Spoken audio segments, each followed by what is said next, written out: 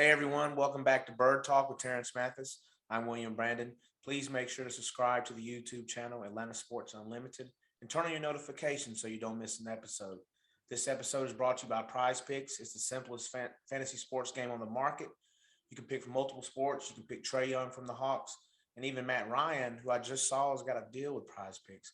So sign up using the code ASU, and Prize Picks will 100% match your first deposit up to $100. Download it for free in the App Store or Google Play. Well, Terrence, the Falcons showed me that they can be consistent. Unfortunately, it's not in a good way. They are consistently failing to capitalize on opportunities. When I that they had multiple times where they could have came back, but instead they ended up losing another game. They fell to 5-7 after they were defeated by the Tampa Bay Buccaneers 30-17. And that pretty much secured the division for the Buccaneers, I believe. Mm-hmm. What's your takeaway from this Sunday's game, man? Oh my goodness. Red zone failures, big plays, penalties. I mean, good gracious. Isn't this the same old song? It's the same old song. We get away with it against lesser opponents and we'll win a couple of those. But when you playing against the current Super Bowl champions and Tom Brady, you got to almost play the next game. Mm-hmm. I've said, last week that, the game plans on both sides of the ball have to be almost flawless. And then there has to be some big plays created within the offense um, to help this football team win. And we did neither. We did neither. And here's the thing. In all my years of football, playing and watching, I have never heard of or seen of rotating centers in a football game. Mm-hmm. What is that imagination right there was just the awful is here's the thing. The center is like the quarterback. The center is like an assistant coach. The center sets up pass protection, sets the tone for run blocking, all these things. He makes the quarterback feel confident that he's going to be safe in the pocket. Mm-hmm. Now, when you have centers rotating, your quarterback never gets comfortable. That center never gets comfortable. That offensive line never gets comfortable because now it could be different. He may see something different than the last guy whatsoever. He can't be in the flow of the game if they're rotating. Yeah. I can understand that at running back, wide receiver, tight end. But at offensive line, there's no way. You know what? That's the equivalent of having a prosthetic finger. I'm gonna put it on, take it off, put it on, take it off.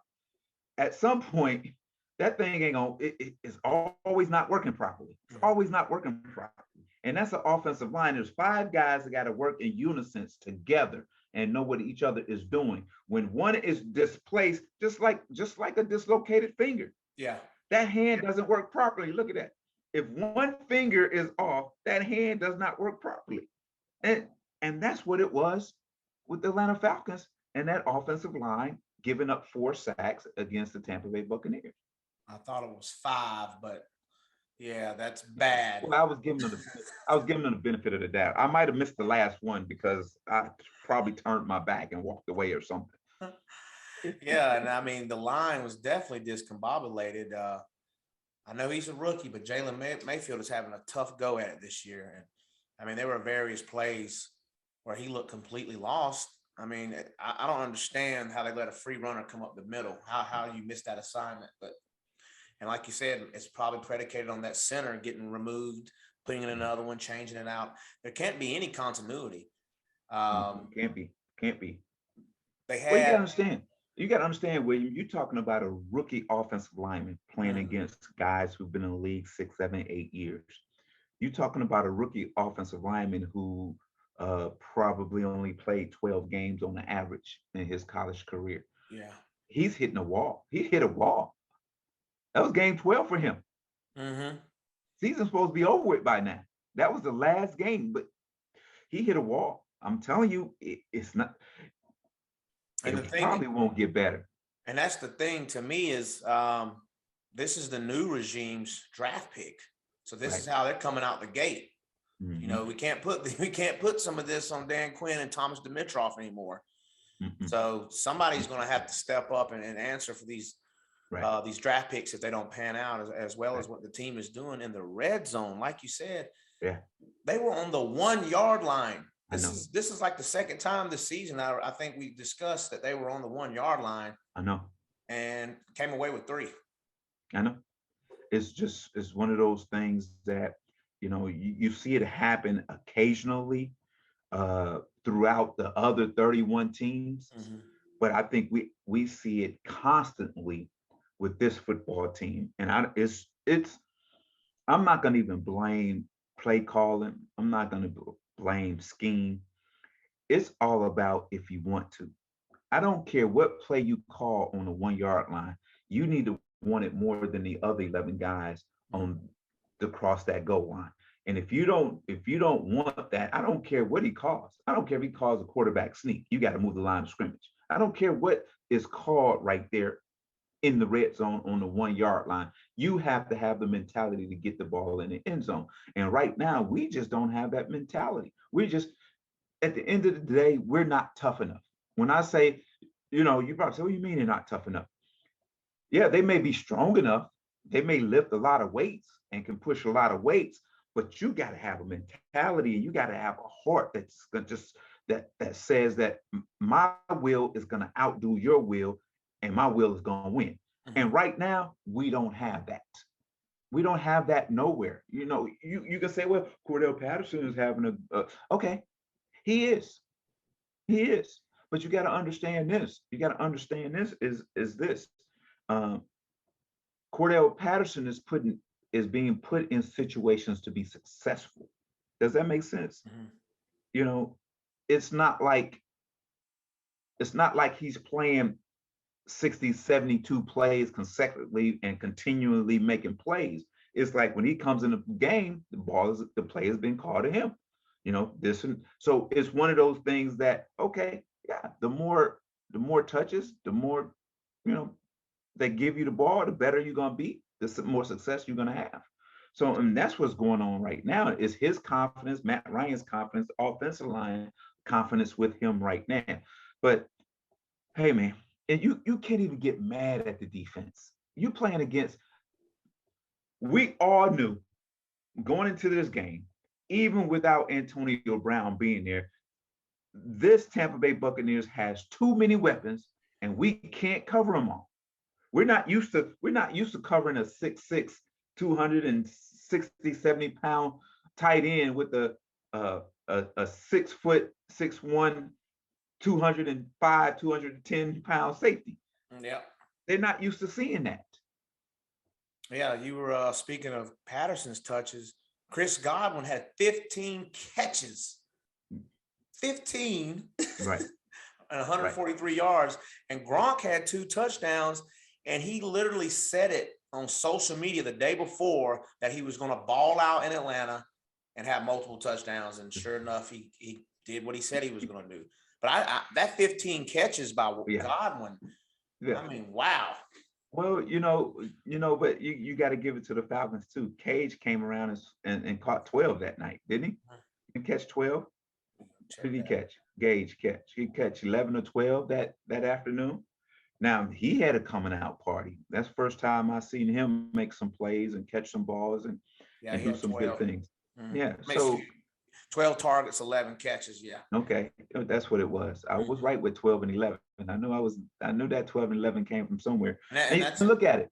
Besides the 4 or 5 sacks, Matt Ryan had a pretty good day. yes, he did. And that's the thing. He can't. He got sacked. He can't. There's nothing he can do about that. Right. There's nothing he can do about that. But here's the scary thing. William. They're 5-7 and still in it. But okay. So since that's the case, though, would you want this team in the playoffs right now, Terrence? Yes, I would. Let me tell you. Let me tell you why. What it does it gives the team a taste of what being in the playoffs are like. Mhm. what needs to happen, how you need to grow, and how you need to get ready for the playoffs. It gives you that playoff experience. Now, when the free agency comes, now a player can say, "Oh, they was a playoff team last Yeah. year." You see what I'm saying? So I want to go to a winner. That's so it's good. It'd be good for the Falcons to go in the playoffs, win or lose, but they'll win in the long run um, if they made it to the playoffs. Yeah, they're still in the hunt. It's tough. It's just tough.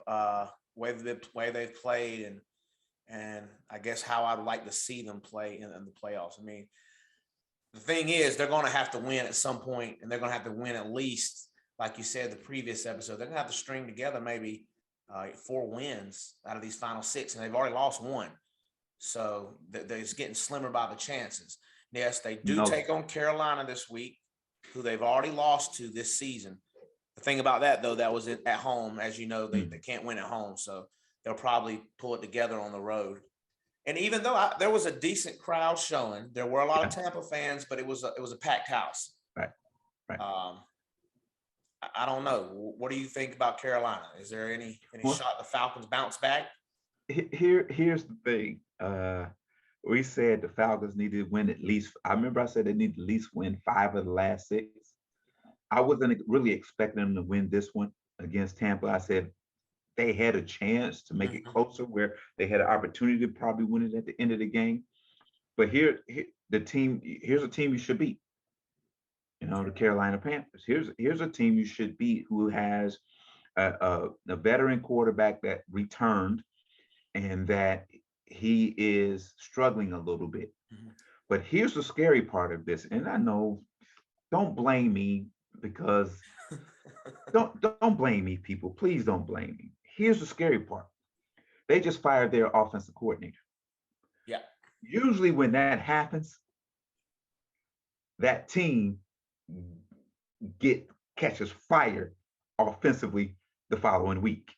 And that's what I'm scared of right now, playing against these Carolina Panthers. Because sooner or later, something's gonna click and Cam Newton gonna catch fire and everything is gonna be okay again because he has enough weapons around him. Mhm. Even with McCaffrey out, he still has enough weapons around him, and they do have a pretty good defense. So, but at the end of the day, this is a game the Falcons should win and have to win. Yeah, there's definitely a must win, and probably the rest, at least 3 out of 4. They got San Right? Francisco after that. Yeah. And we talked about Detroit. They won. So now the Falcons don't have to have that hanging over their Oh my head. God. So that won't be a trivia question. Yes. Yeah, I'm telling you. When I saw that, I was like, what? They Yeah. won. Yes. Uh, Yes. And then Here's Go ahead. Go ahead. I was going to say they finish off against Buffalo, who seems to be struggling. And I briefly want to talk about that, not necessarily Buffalo, but we talk about players and we talk about coaches. And I mean, Belichick, 3 passes last night, I three knew you was gonna. passes. I knew after the game, after I turned the TV off, I said, William gonna ask me about Bill Belichick and what they did on Monday Night Football. Know what that was? What That was was it? brilliant. Brilliant. He said, we're not going to take the chances of throwing balls in the air against this wind. We're going to play with five sometimes, but a lot of times with a 6 offensive lineman, and we're going to run the ball. And he put the onus on the offensive line and those running backs. Yeah. And they threw the ball 3 times. But the cool thing, he completed 2 out of 3. Yeah. William, who does that? I have never, William, and trust me, I have been playing football since I was 9 years old. I Now in high school, you might see something like that. But in all my years in the NFL football game, I have never ever seen anything like this before in my life. I don't think Georgia Tech those that little least of times. Oh my, 3. Oh my goodness. In the NFL, throwing the ball 3 times in a game in the NFL, that's just unheard of. I had to In double today's check game, it. I was like, let me go double check this because yeah, this can't be right. yeah, it was right. They did a great job. And that defense is special. Right now, I don't, Bill Belichick is the best football coach in the NFL today. He's been like that for Definitely. years. He's been like And that for years. probably the all-time great, all Yeah. time. I mean, his schematics, way he's like you said, for he changes up for every opponent, no matter who it is. Yeah. I mean, that You was never amazing, know. man. You know, come on, think about it. You the Buffalo Bills. You're practicing all week of what uh, the Patriots offense did the week before. You're going, okay, yeah, okay, we're gonna be ready for them, and then they come out with six offensive line and run the mess out of the football. Wow, what's there's it no adjustments to that. What's it like to play in a game that cold and windy? Because you live in New Miserable, York, and so you know. miserable. At once the game gets going and you get acclimated a little bit, you're Mhm. fine. But before the game and after the game is the worst. Because before the game, you come out of that warm, cozy locker room and hit that cold air and that wind, and it's wet, and you just sit there and say, I just wait for your body to go numb. And then when your body go numb, you're fine. Every And then the worst part is when you hit that hot shower afterwards. Ooh, ooh, talking about burning. Oh, that's awful, man. like Awful. in between series, and you go to the bench. Do you get back cold again, or your Well, body's still usually kind what of you do, hype? Or you put on the big old parka, and then they Mhm, got the heated benches, and mhm. you sit on those for a little bit, and Okay, then you try not to jump off that bench until it's time to run out there for offense. okay. So if it's a turnover, you just jump off and go. If it's a punt or something, you just wait, wait till the last second, and then run out. Make sure it's not a TV timeout, and then no TV timeout. I gotta go because it's cold, man. I'm standing up there on that sideline.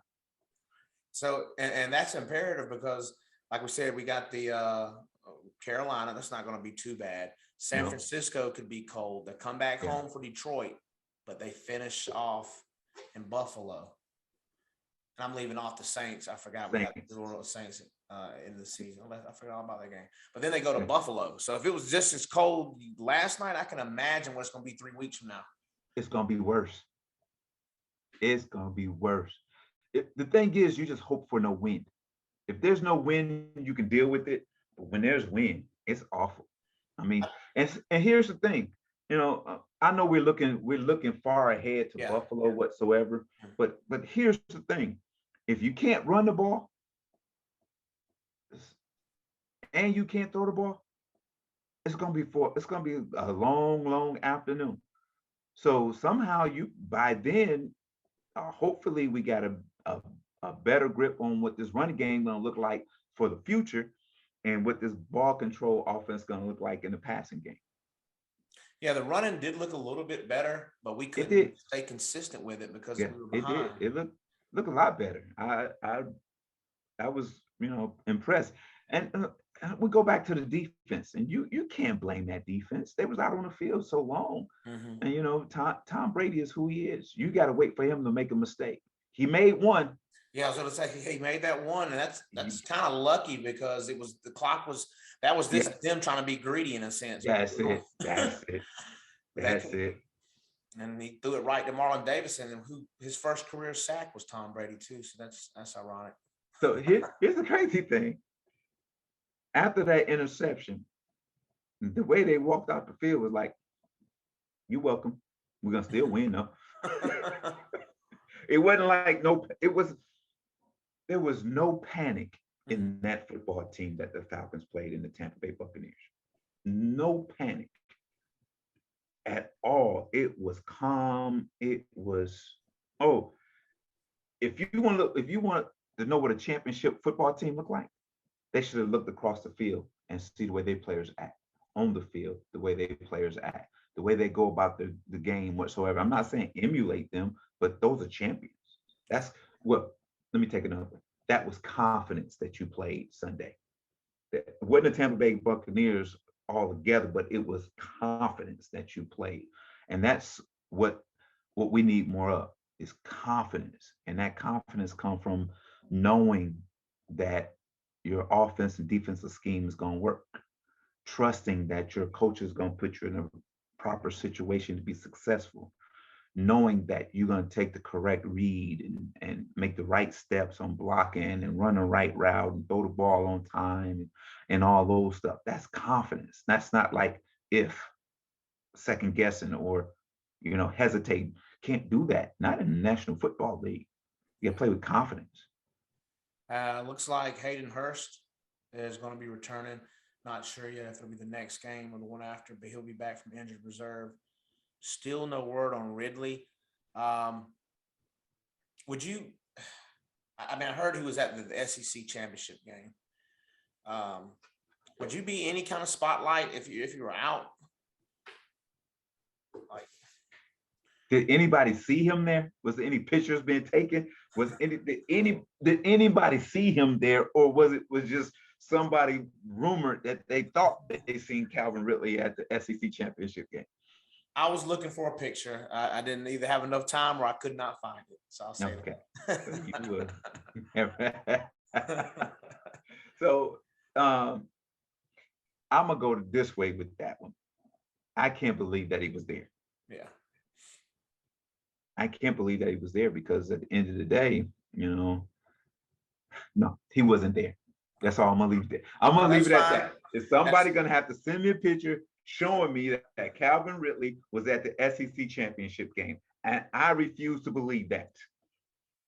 Well, I feel like we're getting Hayden back. That should help out the offense somewhat. We're still missing out on Ridley, but like you said, Gage stepped up.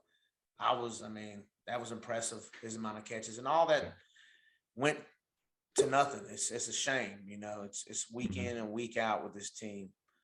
Like I said before, they are consistent at something, and it's not a good thing. Well, here's the thing. Why Zacchaeus is not playing more? I don't understand that one at all. You have all that speed and all that talent, and you don't play him. I get it. Sharp came over from Tennessee with them, right? Yeah. With him. And I get it. That's your dude. You said, come with me. You're a free agent. Hey, come play for me. You know me. I know you. You still ain't getting him the ball. But why Zacchaeus is not playing baffles me. I thought we were going to see more of him this year, and I thought this was going to be his breakout year, and he's just not playing. Especially after that 2 touchdown game he had, you would think that he would have had more targets. Right. William, here's the thing. You don't want to badmouth the organization. You don't want to badmouth coaches. You don't want to badmouth players whatsoever. And I'm not going to do that. I'm analyzing right now. And here it is what I see is this is a year where we're just trying to figure it out. Yeah. We're just trying to figure it out. We're trying to figure out offensively as a new offensive coordinator or a new head football coach, not offensive coordinator, but as a new head football coach, can I do these things to be successful? That's what I feel like is doing what he's doing right now. And defensively, I think we're going to be fine. Missing some pieces, but I think we're going to be fine defensively. Once these guys understand fully of what they're supposed to do in year 2 of this defense, I think they'll be fine.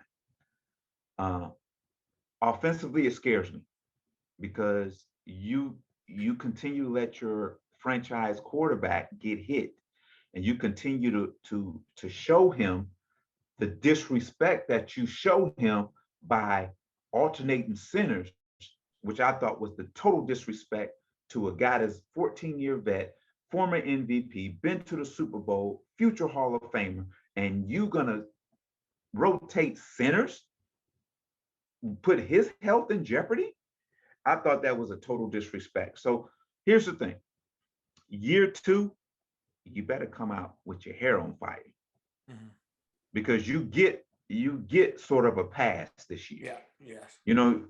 First of all, a lot of us bought into tough man, running game. We're different, all that stuff. Bought into it. Then we gave a pass of why you didn't play your starters in the preseason? Okay, we rested them so they can be, but we seen the first 3 weeks was like preseason for them. So now they've been playing catch up ever since. Ever since. So we're gonna give you pretty much you're gonna give a pass because you tried some things that you thought you wanted to try as a head football coach. Mhm. Now you got to reevaluate yourself and say, did these things work? Should I go in a different direction? And if you can't evaluate yourself properly, you might have to ask somebody else to do it for you. That's impartial, somebody that you can't fire. You see what I'm saying? Yeah. And see where you are or what you did good and what you did bad, what you were lacking in. And that's the only way this football team is going to get better and go on and fight and try to win a division championship next year. Yeah, because the division championship this year is out of the question. I mean, it would take a real bolt Right. of lightning, and Tampa would have to lose pretty much every game Yeah. on the way out. Yeah. What you got for us to end the show? You know what? I don't have much. You know, in the Bible it says, "What a man thinketh in his heart, so is he." So if you think you are not good enough, if you think you're not loved, if you think you can't do something, that fills your heart up, and that's what you become. You become less than, but God told us we were greater than, that we're kings and queens. So, think good things, think positive things, think that you are a king, that you are somebody, that you can be a millionaire, or you can be a CEO, or you can be uh, the head of whatever you want to be, Mhm. and your heart starts to not only it feels differently, it fills with confidence and assurance and positive and all those things, and then you become that. So let's drain that bad blood so we can have room for the good, and that's my saying for the day. All right, everyone. Thank you for tuning in. Please make sure you subscribe to Atlanta Sports Unlimited. Sign up for Prize Picks. Hope everyone has a great day. Bye, everybody.